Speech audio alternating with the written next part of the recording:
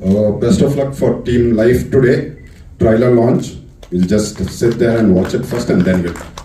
ನಮ್ಮ ಒಪಿನಿಯನ್ ಕೇಳಿದ್ರೆ ಚೆನ್ನಾಗಿರುತ್ತೆ ಅಂತಿತ್ತು. ಯಾಕಂದರೆ ನನಗೂ ಆ್ಯಕ್ಚುಲಿ ಕತೆ ಗೊತ್ತಿಲ್ಲ. ಇದು ಟ್ರೈಲರ್ ನೋಡಿದ್ಮೇಲೆ ಸ್ವಲ್ಪ ಯಾಕೋ ಲೈಫ್ ಟುಡೇ ಟೈಟ್ಲ್ ಆ್ಯಪ್ಟ್ ಆಗ್ತಾ ಇದೆ ಅನಿಸ್ತಾ ಇದೆ.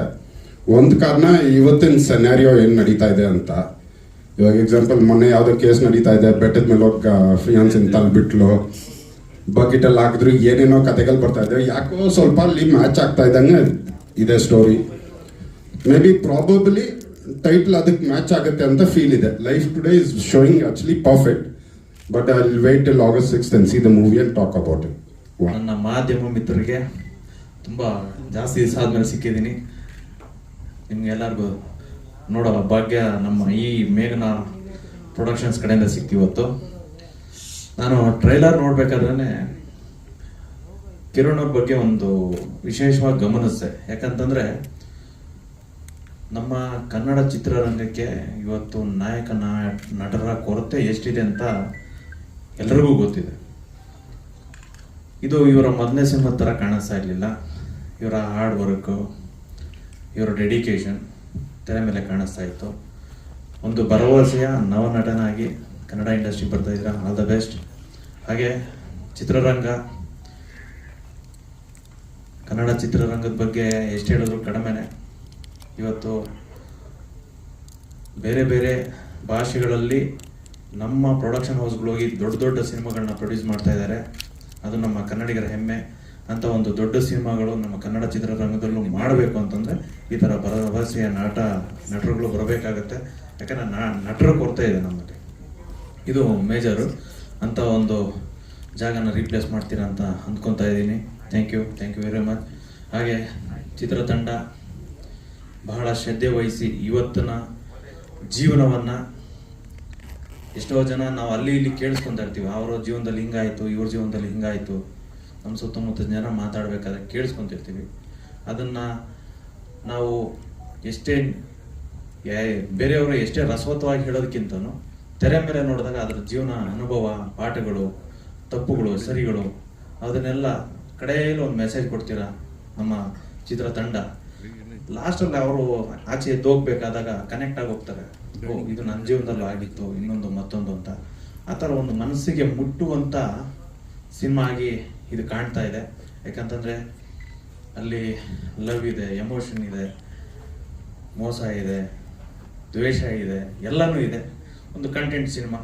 ಹಾಗಾಗಿ ದೇವರು ಒಳ್ಳೇದು ಮಾಡಲಿ. ಈ ಸಿನಿಮಾಕ್ಕೆ 100 ದಿನ ಓಡಲಿ. ನಮ್ಮ ಮೇಘನ ಪ್ರೊಡಕ್ಷನ್ ಅವ್ರ ಕೈ ತುಂಬ ದುಡ್ಡು ಬರಲಿ. ಅವ್ರ ಮೊದಲನೇ ಪ್ರಯತ್ನ. ಯಾಕಂತಂದರೆ ಕನ್ನಡ ಸಿನಿಮಾಗಳು ಮಾಡೋದಕ್ಕೆ ದುಡ್ಡಿಗೇನು ಕೊಡ್ತಾ ಇಲ್ಲ. ಯಾಕಂತಂದರೆ ಸೌತ್ ಇಂಡಿಯಾದಲ್ಲಿ ರಿಚೆಸ್ಟ್ ಸ್ಟೇಟ್ ಅಂದರೆ ನಮ್ಮ ಕರ್ನಾಟಕನೇ ಆಲ್ಮೋಸ್ಟ್ ಅಲ್ಲ. ಅದರಲ್ಲಿ ಬೇರೆ ಪ್ರೊಡಕ್ಷನ್ಗಳು ನಮ್ಮ ಪ್ರೊಡಕ್ಷನ್ಗಳೇ ತೊಗೊಂಡೋಗಿ ತೆಲುಗು, ತಮಿಳು, ಹಿಂದಿನಲ್ಲಿ ಎಲ್ಲ ಸುರಿತಾ ಇದ್ದಾರೆ ದುಡ್ಡು. ಆದರೆ ಇಲ್ಲಿ ಸುರಿಬೇಕಾದ್ರೆ ಧೈರ್ಯ ಬೇಕು.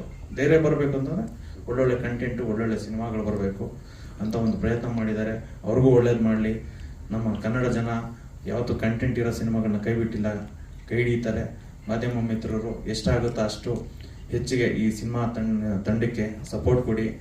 ಈ ಸಿನಿಮಾನ ಜನಕ್ಕೆ ರೀಚ್ ಮಾಡಿಸ್ತೀರಾ, ಆ ನಂಬಿಕೆ ನಿಮ್ಮ ಮೇಲೇನೂ ಇದೆ.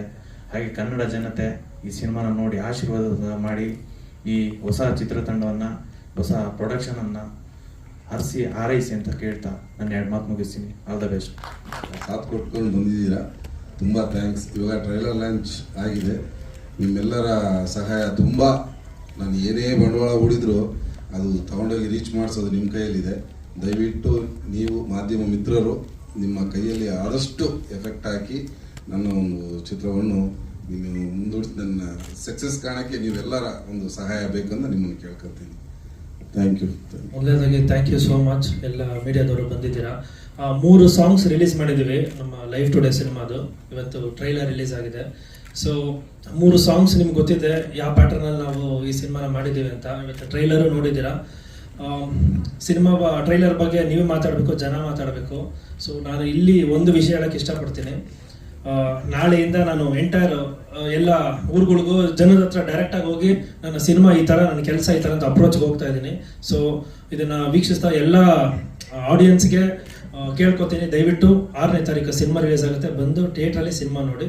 ಟ್ರೈಲರ್ ನೋಡಿದಾಗ ಒಂದು ಏನು ಮಾಡಿದೀವಿ ಅಂತ ಗೊತ್ತಾಗುತ್ತೆ. ಅದನ್ನ ಡೈರೆಕ್ಟಾಗಿ ಜನರ ಹತ್ರನೇ ಹೋಗ್ಬೇಕು ಅಂತ ಕೇಳ್ಕೊತಾರೆ. Thank you. ಎಲ್ರಿಗೂ ನಮಸ್ಕಾರ. ಮೀಡಿಯಾದವ್ರಿಗೆ ತುಂಬ ಥ್ಯಾಂಕ್ಸ್ ಬಂದಿದ್ದಕ್ಕೆ. ಸೊ ಈಗಾಗಲೇ ಟ್ರೈಲರ್ ನೋಡಿದ್ದೀರಾ, ಸಾಂಗ್ಸು ನೋಡಿದ್ದೀರಾ. ಈ ಸಿನಿಮಾ ಬಗ್ಗೆ ಹೇಳ್ಬೇಕಂದ್ರೆ ಈ ಪ್ರೆಸೆಂಟ್ ಸಿಚುವೇಶನ್ಗೆ ಆಪ್ಟ್ ಆಗೋ ಸಿನಿಮಾ ತುಂಬ ಚೆನ್ನಾಗಿ ಬಂದಿದೆ. ಸೊ ಎಲ್ಲದಕ್ಕೂ ಒಂದು ರಿಕ್ವೆಸ್ಟ್ ಅಷ್ಟೇ, ಪ್ಲೀಸ್ ಥಿಯೇಟ್ರಿಗೆ ಬನ್ನಿ, ನಮ್ಮ ಸಿನಿಮಾ ನೋಡಿ, ನಮ್ಮನ್ನೆಲ್ಲ ಗೆಲ್ಲಿಸಿ, ನಮ್ಮ ಟೀಮ್ಗೆ ಎಲ್ಲದು ಒಳ್ಳೇದಾಗಲಿ ಅಷ್ಟೇ. Thank you. ಅದೇ ಈಗ ಟ್ರೈಲರ್ ನೋಡ್ತಿದ್ರೆ ಅದೇ ಅವತ್ತು ಹೇಳ್ದಂಗೆ ಅನ್ಸೋದು ಒಂದೇ, ಈಗ ಈ ಹುಡುಗರಿಗೆ ಲವ್ ಅನ್ನೋದು ಒಂಥರ ಈ ಜೀವನ್ ಮರಣದ ಆಪರೇಷನ್ ಇದ್ದಂಗೆ, ಹುಡುಗಿರಿಗೆ ಅದು ಆಡಿಷನ್ ಇದ್ದಂಗೆ. ನೋಡಿ ಸೆಲೆಕ್ಟ್ ಮಾಡ್ಕೊಂತಾರೆ ಯಾರನ್ನ ಬೇಕೋ ಅವ್ರನ್ನ. ಹುಡುಗರಿಗೆ ಹಂಗಲ್ಲ. ಈಗ ನೋಡಿ ಲವ್ವಲ್ಲಿ ಕಾಂಪಿಟೇಟರ್ ಹತ್ರ ಆಡಿ ಇದೆ ಅಂತ ಗೊತ್ತಾಗಿದ ತಕ್ಷಣ ಹೀರೋ ದಾಡಿ ಬಿಡೋಕೆ ಶುರು ಮಾಡ್ಬಿಡ್ಬೇಕು. ಹಂಗೆ ಸಿಗಲ್ಲ, ಕಷ್ಟ ಅಂತ ಹಂಗೆ ಕಾಣಿಸ್ತಿತ್ತು. ನಾನು ಮೊನ್ನೆನೂ ಅದೇ ಹೇಳ್ತಿದ್ದೆ, ಈಗ ಯಾರೇ ನೋಡಿದ್ರು ಲವ್ ಮಾಡೋರು ಇನ್ಸ್ಟಾಗ್ರಾಮ್ ಎಲ್ಲ ಹಿಂಗೆ ಹಿಂಗೆ ಅಂತ ಇರ್ತಾರೆ. ಆ ಹುಡುಗಿರು ಹಿಂಗೆ ಹಿಂಗೆ ಅಂದಾಗೆಲ್ಲ ನನಗೆ ನಾವು ಹಿಂಗೆ ಹಿಂಗೆ ಅಂತ ಇರಬೇಕು ಅನ್ನೋದು ಫೀಲ್ ಆಗ್ತಿರುತ್ತೆ. ಇವತ್ತು ಹಂಗಿದೆ ಕತೆ, ಹಂಗೆ ಇದೆ. ನನಗೂ ಕರೆದು ಕೆಲಸ ಕೊಟ್ಟಿದ್ದಾರೆ ಪ್ರದೀಪ್ ಸರ್, ಕಿರಣ್ ಸರ್, ನಮ್ಮ ಡೈರೆಕ್ಟ್ರು. ಅವ್ರ ಜೊತೆ 2 ಸಿನಿಮಾ ಮಾಡ್ತಿರೋದು ನಾನು ಕಾಂತಾಣನ ಜೊತೆ. ಖುಷಿ ಆಗುತ್ತೆ. ಎಂಟೈರ್ ಟೀಮ್ ಒಳ್ಳೇದಾಗಲಿ. ಅದೇ ಈಗ ಟ್ರೈಲರ್ ಮಾಡಿ ಮುಂದೆ ಇಟ್ಟಿದ್ದೀವಿ. ನನ್ನ ಒಬ್ಬನಿಗೆ ಚಿಕ್ಕ ಪುಟ್ಟ ಪ್ರಶ್ನೆ ಕೇಳಿ ಅಣ್ಣ. ನಾನು ಮಾಧ್ಯಮದ ಮಗು, ಭಯ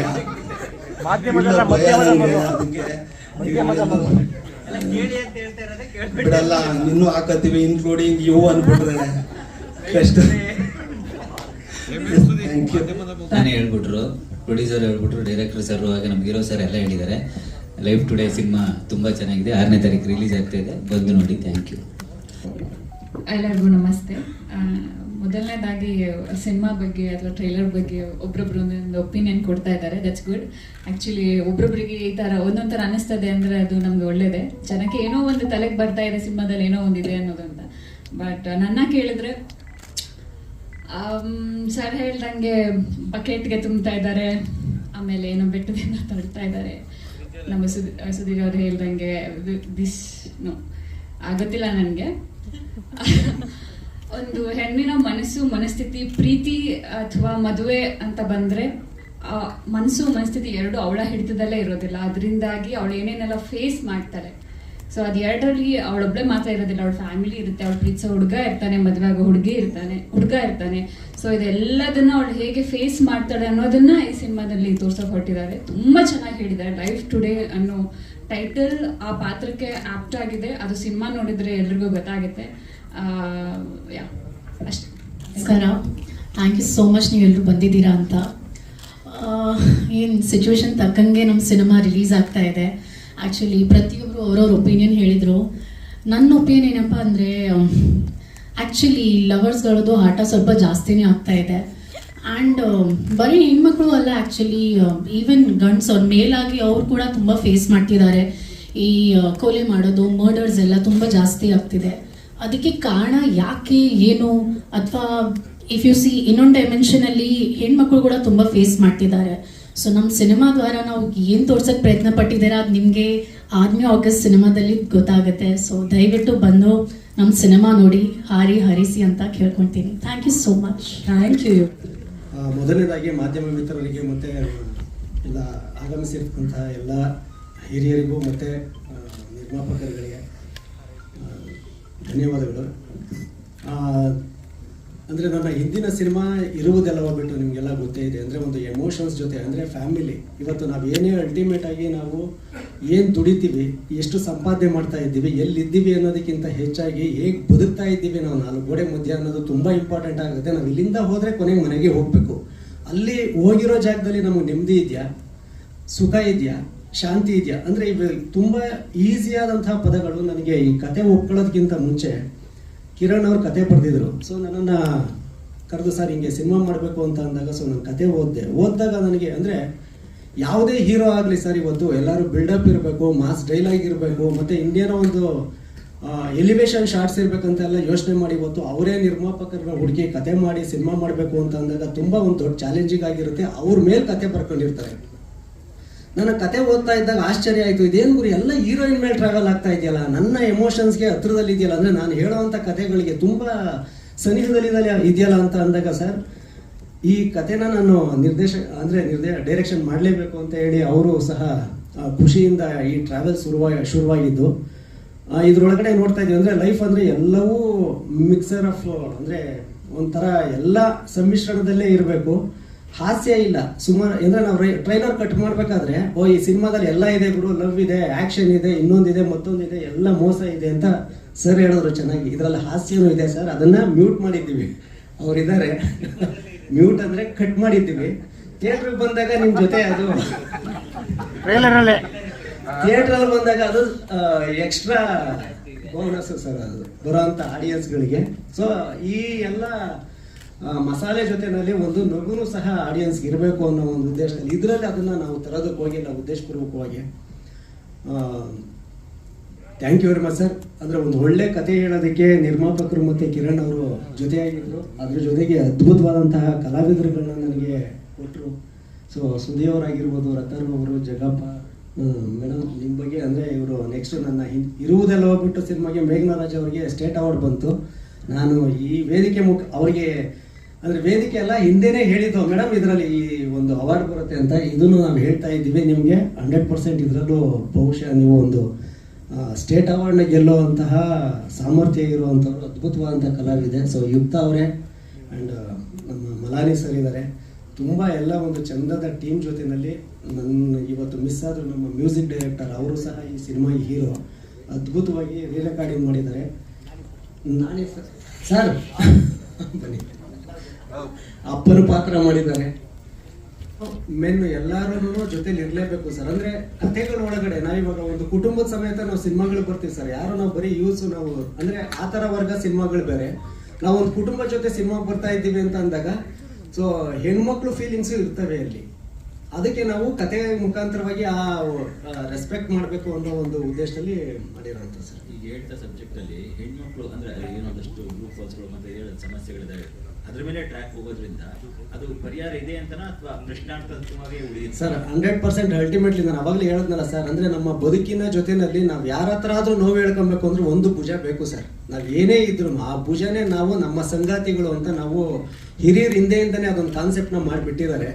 ಸೊ ಅದ್ರ ಜೊತೆನಲ್ಲಿ ಏನಾಗಿದೆ ಅಂತಂದ್ರೆ ಇವತ್ತು ಬಿಸ್ನೆಸ್ ಆಗಿದೆ, ಸಂಬಂಧಗಳು ಬಿಸ್ನೆಸ್ ಮೇಲೆ ನಡೀತಾ ಇದೆ. ಸೊ ಎಮೋಷನ್ಸ್ಗೆ ರೆಸ್ಪೆಕ್ಟ್ ಇಲ್ಲ, ಭಾವನೆಗಳಿಗೆ ಅಲ್ಲಿ ಸ್ಪೇಸೇ ಇಲ್ಲ ಸರ್. ಎಲ್ಲವೂ ನಾನೇನು ಸಂಪಾದನೆ ಮಾಡ್ತಾ ಇದ್ದೀನಿ, ನೀನೇನು ಸಂಪಾದನೆ ಮಾಡ್ತಾ ಇದ್ದೀನಿ, ನಿನಗಿಂತ ನಾನೇನು ಕಡಿಮೆ, ನನಗಿಂತ ನೀನೇನು ಹೆಚ್ಚು ಅನ್ನೋ ಒಂದು ಆ ಕಾನ್ಫ್ಲಿಕ್ಟ್ ಸಂಘರ್ಷದಲ್ಲಿ ಇವತ್ತು ಕುಟುಂಬ ವ್ಯವಸ್ಥೆಯಲ್ಲಿ ಅಂದರೆ ಪ್ರೀತಿ ಅನ್ನೋ ಒಂದು ವಿಷಯ ಮಾರ್ಕೆಟಲ್ಲಿ ಈ ಥರ ಇವತ್ತು ದಿನನಿತ್ಯ ನಾವೇನು ಪೇಪರ್ಗಳಲ್ಲಿ ಇಲ್ಲೆಲ್ಲ ಸೀಮೆಣ್ಣೆ ಹಾಕಿ ಸುಟ್ರಂತೆ ಇದೆಲ್ಲ ಏನು ನೋಡ್ತಾ ಇದ್ದೀವಿ ಆ ಥರ ತುಂಬ ಆಗ್ತಾ ಇದೆ. ಬಟ್ ನಮ್ಮ ಕಥೆಯ ಮುಖಾಂತರವಾಗಿ ಸೊ ಬದುಕು ಅಂದರೆ ಒಂದು ಬ್ಯೂಟಿಫುಲ್ ಸರ್. ಈ ಟೈಟಲಲ್ಲೇ ಇದೆ, ಲೈಫ್ ಅನ್ನೋದು ಕಲರ್ಫುಲ್ ಆಗಿದೆ.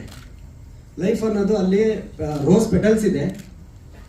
ಆದರೆ ಟುಡೇ ಇವತ್ತು ನಾವು ಅದನ್ನ ಸಂಘರ್ಷ, ಅದರಲ್ಲಿ ಘರ್ಷಣೆ ಇದೆ. ಅದು ರೆಡ್ ಕಲರ್ ಬ್ಲಡ್ ಶೇಡ್ ಅಲ್ಲೇ ಗೊತ್ತಾಗ್ಬಿಡ್ತದೆ. ಹೌದು ಸರ್, ಆ ಸಂಘರ್ಷ ಲೈಫ್ ಮತ್ತೆ ಟುಡೇ ಅವೆರಡನ್ನು ಬ್ಲೆಂಡ್ ಮಾಡಿದೆ ಸರ್.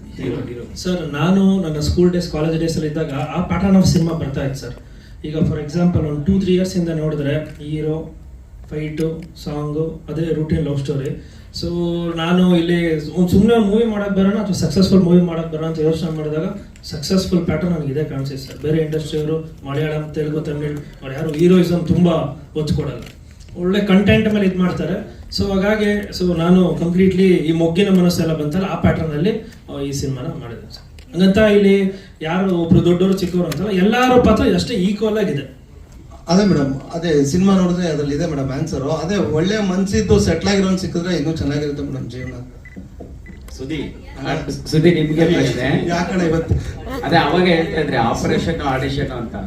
ಸುದ್ದಿ ಅದೇ ಆಪರೇಷನ್ ಆಡಿಷನ್ ಅಂತೆಲ್ಲ ಎಕ್ಸಾಂಪಲ್ ಹೇಳ್ತಾ ಇದ್ರಿ. ಸೊ ಈ ಸಿನಿಮಾ ನೋಡಿ ಹೊರಬರುವಂತ ಅಂದ್ರೆ ಆಡಿಯನ್ಸ್ಗೆ ಯಾವ ರೀತಿ ನಿಮ್ಮ ಅಂದ್ರೆ ಪಾತ್ರದ ಮುಖಾಂತರ ಏನಾದ್ರು ಪಾಸಿಟಿವ್ ಇರುತ್ತೆ? ವಿಲನ್ ಆಗಿರ್ತೀರಿ ನಿಜ, ಬಟ್ ರಿಯಲ್ ಲೈಫ್ ಗೆ ಕನೆಕ್ಟ್ ಆಗಂತ ಎಲಿಮೆಂಟ್ಸ್ ನೀವು ನೋಡ್ದಂಗೆ, ನಿಮ್ಮ ಸ್ನೇಹಿತರು ನೋಡ್ದಂಗೆ ನಿಮ್ಗೂ ಗೊತ್ತಿದೆ, ಅದನ್ನ ಹೇಳೋದಾದ್ರೆ ಅಂದ್ರೆ ಅಣ್ಣ ಎಲ್ಲ ಲವ್ ಸಬ್ಜೆಕ್ಟ್ಗಳಲ್ಲಿ ವಿಲನ್ಗಳು ಇದ್ದೇ ಇರ್ತಾರಣ್ಣ. ನಾನು ರಿಯಲ್ ಆಗಿ ಲವ್ ಮಾಡಿದಾಗ್ಲೂ ಹಂಗೆ ಇದ್ದು ಅಣ್ಣ. ನನ್ನ ಪಾಯಿಂಟ್ ಆಫ್ ವ್ಯೂ ಅಲ್ಲಿ ಅವರೆಲ್ಲ ವಿಲನ್ಗಳೇ ಅನ್ಸೋದು, ಪಾಪ ಅವರೆಲ್ಲ ಹೀರೋಗಳೇ ನನ್ಗೆ ಹಂಗೆ ಅನ್ಸೋದು. ಈಗ hero sir point of view ಅಲ್ಲಿ ನನ್ನ ಪಾತ್ರನೂ ಹಂಗೆ ಅನ್ಸುತ್ತಾರೆ. ಡೈರೆಕ್ಟರ್ ಒಂದು ಮನಸ್ಥಿತಿ ಮತ್ತೆ ಪರಿಸ್ಥಿತಿ ಪ್ರೀತಿಯಲ್ಲಿ ಪ್ರತಿ ಸಂದರ್ಭ ಕೂಡ ಬದಲಾಗ್ತಾ ಇರುತ್ತೆ. ಕೋಪನೇ ಬರಲ್ವಾ ಅಂತ ನಾನು ಸುಮಾರು ಜನ ಡೈರೆಕ್ಟರ್ ಜೊತೆ ವರ್ಕ್ ಮಾಡಿದೆ. ಒಂದು MS ರಮೇಶ್ ಸರ್, ಅವರು ಜಾಸ್ತಿ ಮಾತಾಡ್ತಿರ್ಲಿಲ್ಲ, ಬೇಗ ಕೋಪ ಮಾಡ್ಕೊತಿರ್ಲಿಲ್ಲ.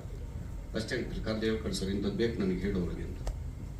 ಇವರು ಅಷ್ಟೇ ಎಷ್ಟೆಷ್ಟೋ ತೊಂದರೆಗಳಾಯಿತು, ಶೂಟಿಂಗ್ಗಳು ಆಗ್ತಾ ಇರ್ತಾವೆ ಮಾಮೂಲಿ ಚಿಕ್ಕ ಪುಟ್ಟ. ಆ ಮನುಷ್ಯ ಒಂದು ಚೂರು ರೇಗ್ತಾ ಇಲ್ಲ ಯಾರನ್ನಾರು.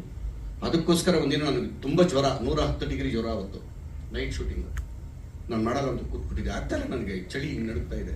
ಅಣ್ಣ ಎಷ್ಟು ಚೆನ್ನಾಗಿ ಕರ್ಕೊಂಡು ಹೋಗ್ಬಿಟ್ರು ಶೂಟಿಂಗಿಗೆ ಅಂದರೆ ರೂಮಲ್ಲಿದ್ದವ್ರಿಗೆ. ಅಲ್ಲೇನೋ ಊಟದ ಪ್ರಾಬ್ಲಮ್ ಆಗ್ಬಿಡ್ತು ನಮಗೆ, ಸುಮಾರು ಜನ ಆಯಿತು ಆರ್ಟಿಸ್ಟ್ಗಳಿಗೆ, ನನಗೂ ಆಯಿತು. ಇನ್ನು ಶೂಟಿಂಗ್ ವಿಚಾರಕ್ಕೆ ಬಂದಾಗ ಚಿಕ್ಕಮಂಗ್ಳೂರು ಮಳೆ ಬರ್ತಾ ಇರುತ್ತೆ, ಹೋಗ್ತಾ ಇರುತ್ತೆ, ಈ ಥರ ಎಲ್ಲ ಇರುತ್ತೆ. ಅದರಲ್ಲೂ ಎಲ್ಲ ಅಡ್ಜಸ್ಟ್ ಮಾಡಿಕೊಂಡು ಅವ್ರಿಗೇನು ಬೇಕೋ ಅದನ್ನು ತಗೊಂಡಿದ್ದಾರೆ. ಹೆತ್ತವ್ರಿಗೆ ಯಜ್ಞ ಮುದ್ದು ಅಂತ ಇವಾಗ ನಮ್ಮ ಸಿನಿಮಾ, ನಾವು ಮಾಡಿದ ಸಿನಿಮಾಗಳೆಲ್ಲ ಚೆನ್ನಾಗಿರುತ್ತೆ ಅಂತಲೇ ನಾವು ಹೇಳೋದು, ಎಲ್ಲರೂ ಹೇಳೋದು ಅಷ್ಟೇ. ಡೈರೆಕ್ಟಿಂದ ಹಿಡಿದು ಆರ್ಟಿಸ್ಟಿಂದ ಹಿಡಿದು ಇವರು ನಮ್ಮ ಜಗ್ಗಪ್ಪ ಆಗಲಿ ಇವರು ಆಗಲಿ ಏನು ಯಾರೇನು ಕಡಿಮೆ ಇಲ್ಲ, ಇಲ್ಲಿ ಎಲ್ಲರೂ ಚೆನ್ನಾಗಿ ಇದು ಮಾಡಿದ್ರು. ನಾನು ಪ್ರೊಡ್ಯೂಸರ್ನೇ ನೋಡಿಲ್ಲ ಈ ಸಿನಿಮಾ ಮುಗಿಯೋವರೆಗೂ. ಬಂದಿದ್ದಾರಾ ಸರ್? ನಮಸ್ಕಾರ. ತಮ್ಮ ಹೆಸರು? ಪ್ರದೀಪ್ ಸರ್. ಇದೇನು ಈಗ ಪರಿಚಯ ಮಾಡ್ತಾರೆ? ಹೌದು, ಸರಿ. ಲೊಕೇಶನ್ ಬಂದವ್ರೆ, ಅವ್ರನ್ನ ಪರಿಚಯ ಆಗಕ್ಕೆ ಬಿಡ್ಲಿಲ್ಲ ಜನ. ನಾಡಿ ಇನ್ನೊಂದು ಪಿಕ್ಚರ್ ಹಾಕೊಂಡ್ಬಿಡ್ತಾನೆ ನಾವು. ನಾನು ಹಂಗಾಗಿದ್ರೆ ಸಿನಿಮಾ ನೋಡ್ಬೇಕು. ಇರ್ಲಿ, ಚೆನ್ನಾಗಾಗತ್ತೆ ಸರ್, ಕೆಲಸ ಚೆನ್ನಾಗಾಗಿದೆ. ನಾನು ಅದಕ್ಕೆ ಮೈ ಕಿಡಿಯಲ್ಲ, ಹಿಡಿದ್ಬಿಟ್ರೆ ನಾನು ಒಳಗೆ ಏನು ನಿಲ್ಲಲ್ಲ. ಸ್ವಿಚ್ ಆನ್ ಮಾಡ್ಬಿಟ್ರೆ ಬರ್ತಾ ಇರುತ್ತೆಲ್ಲ. ಅದಕ್ಕೆ ಬೇಡ, ಒಳ್ಳೇದಾಗ್ಲಿ, ಸಿನಿಮಾ ಚೆನ್ನಾಗಾಗಬೇಕು. ಕಾಂತರಾಜು ಅವರ ಆಸೆಗೋಸ್ಕರ ಬಂದಿದ್ದೀನಿ ನಾನು. ನೀವೇನು ಹೇಳಿದ್ರಿ ಊರು ತುಂಬ ಪ್ರಮೋಷನ್ ಆಗುತ್ತೆ ಕರ್ನಾಟಕ ಅಂತ, ನಾನು ಹೋಗಲ್ಲ. ಕೆಲಸ ಬಿಟ್ಟು ಹೆಂಗೆ ಹೋಗೋದು ನಾವು? ಅದು ಇದು ಒಂದು ಸಿನಿಮಾ ಅಲ್ವಾ? ಹೌದು ಸರ್, ಸಂತೋಷ. ಇಲ್ಲಿ ಊಟ ಬಿಟ್ಟು ಹೋಗ್ತಾ ಇರ್ತೀನಲ್ಲ, ಅಲ್ಲಿ ಊಟ ಕೊಡ್ಬೇಕಲ್ವಾ? ಊಟ ಅಂದ್ರೆ ಎಲ್ಲ ಊಟ ಅಲ್ಲ ನಾನು ಹೇಳಿದ್ದು, ಎಲ್ಲ ವಿಚಾರದಲ್ಲಿ ಹಂಗಾಗುತ್ತೆ. ಕಷ್ಟ ಆಗುತ್ತೆ ಅವ್ರಿಗೆ, ನಮ್ಮನ್ನೆಲ್ಲ ಕರ್ಕೊಂಡೋಗಿ ಇದು ಮಾಡೋಕ್ಕಾಗಲ್ಲ. ಟೈಮ್ ಇದ್ರೆ ಡೈರೆಕ್ಟರ್ಗೋಸ್ಕರ ಖಂಡಿತ ಹೋಗ್ತೀವಿ. ಇಷ್ಟ ಆಗಿದೆ. ಇನ್ನು ನನ್ನ ಪಾತ್ರದ ಬಗ್ಗೆ ಅದೇ ನಾನು ಹೇಳಿದ್ನಲ್ಲ, ನನ್ನ ಮಗಳೇ ನನ್ನ ಜೊತೆಲಿ ಆ್ಯಕ್ಟ್ ಮಾಡ್ದಂಗಿತ್ತು ಅಂತ. ಇವತ್ತು ಫೋನ್ ಮಾಡಿ ಪಾಪ ಯಾವುದೊಂದು ಸಿನಿಮಾ ಕರೆದು ನಾನು ಬರೋಕ್ಕಾಗಿಲ್ಲ. ಸಾರಿನು. ಹಾಂ, ಎಷ್ಟು ಫೀಲ್ ಮಾಡ್ತಿತ್ತು ಹುಡುಗಿ ಅಂದರೆ, ಸ್ಕ್ರಿಪ್ಟ್ ಅಲ್ಲಿ ಬಂದಾಗ ಮಾತ್ರ ಕ್ಯಾಮ್ರಾ ಮುಂದೆ ಅದನ್ನ ಆ್ಯಕ್ಟ್ ಮಾಡೋದು, ಅಲ್ಲಿ ಹೋಗಿ ಸುಮ್ಮನೆ ಮೌನ ಕೂತ್ಕೊಂಡ್ಬಿಡೋದು. ಅಯ್ಯೋ ಅನ್ಸೋದು ನೋಡ್ತಾ ಇದ್ರೆ. ನಮಗೂ ಬಿಟ್ಕೊಡೋಕ್ಕಾಗಲಿಲ್ಲ, ಅಲ್ಲಿ ಲೊಕೇಶನ್ ಪ್ರಾಬ್ಲಮ್ ಇತ್ತು. ತುಂಬ ನೋವು ಅನ್ಪಿಸಿದೆಯಾ? ಡೈರೆಕ್ಟರ್ ಕನಸು ನನಸಾಗುತ್ತೆ. ತುಂಬ ಚೆನ್ನಾಗಿ ಮಾಡಿದ್ದಾರೆ ಸಿನಿಮಾ. ಡಬ್ಬಿಂಗ್ ಮಾಡಿದಾಗ ನೋಡಿದೆ ನಾನು. ಇವತ್ತು ಕೂಡ ನಾನು ಹೇಳಿದೆ, ಇಲ್ಲಪ್ಪ ನನಗೆ ಆಗ್ತಾ ಇಲ್ಲ, ಬರೋಕ್ಕೆ ಬಿಡಲ್ಲ ಇವರು. 6 ಗಂಟೆ ಬಿಟ್ಟು ನಾನು ಬರೋದು ಇಲ್ಲಿಂದ ಸಿರ್ಕಿ ಅಪಾರ್ಟ್ಮೆಂಟ್ ಹತ್ರ ಇದ್ದೀನಿ ಅಂತ. ಇಲ್ಲ, ಲೇಟ್ ಆದರೂ ಪರವಾಗಿಲ್ಲ, ನೀವು ಬರಬೇಕು. ಬಂದಿದ್ದೀವಿ. ಇಡೀ ಟೀಮ್ಗೆ ಒಳ್ಳೇದಾಗಲಿ. ನಿರ್ಮಾಪಕರು ನಮ್ಮನ್ನು ನಂಬಿ ಹಣ ಹಾಕಿದ್ದಾರೆ, ಅವರನ್ನ ತಿಂದಿದ್ದೀವಿ. ದೇವರು ಎಲ್ರಿಗೂ ಒಳ್ಳೇದು ಮಾಡಲಿ ಅಂತ ಹೇಳಿ ಆಶಿಸ್ತೀನಿ. ಮಾಮೂಲಿ ಕೇಳಿದಾಗೆ ನಿಮ್ಮನ್ನು ಕೈ ಮುಗಿದು ಕೇಳ್ಕೊತೀನಿ. ಇಷ್ಟು ವರ್ಷ ನಮ್ಮನ್ನ ಎಲ್ಲ ಕಾಪಾಡ್ಕೊಂಡು ಬಂದಿದ್ದೀರಿ ಇಂಡಸ್ಟ್ರಿಯಿಂದ, ನಾನೊಬ್ಬನಲ್ಲ, ಎಲ್ಲರನ್ನು. ಅದೇ ರೀತಿ ಈ ಸಿನಿಮಾಗೂ ಸಪೋರ್ಟ್ ಮಾಡಿ ಅಂತ ಹೇಳಿ ನಮ್ಮನ್ನು ಕೇಳ್ಕೊತೀನಿ. ನಮಸ್ಕಾರ.